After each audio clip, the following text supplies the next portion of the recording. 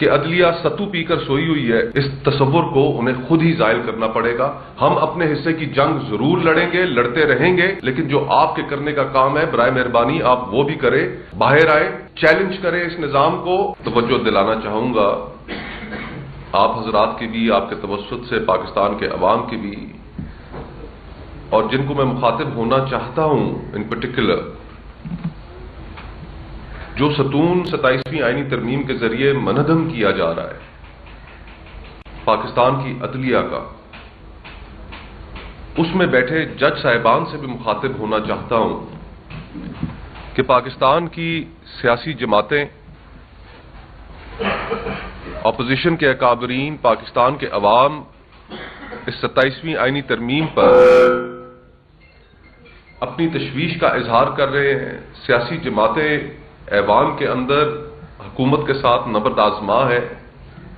ہم یہ سمجھتے ہیں کہ آزاد عدلیہ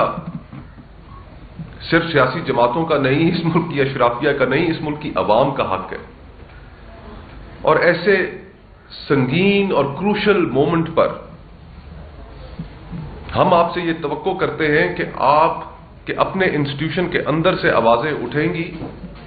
27ویں آئینی ترمیم کے حوالے سے، جو آپ کا انسٹیٹیوشن تباہ ہونے جا رہا ہے، جہاں پر ہماری ذمہ داری ہے اس کو پروٹیکٹ کرنے کی، اس کے بارے میں بات کرنے کی۔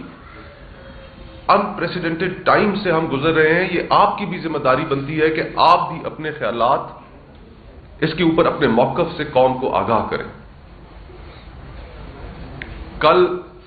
جسٹس منصور علی شاہ صاحب کا خط سامنے آیا، آج صبح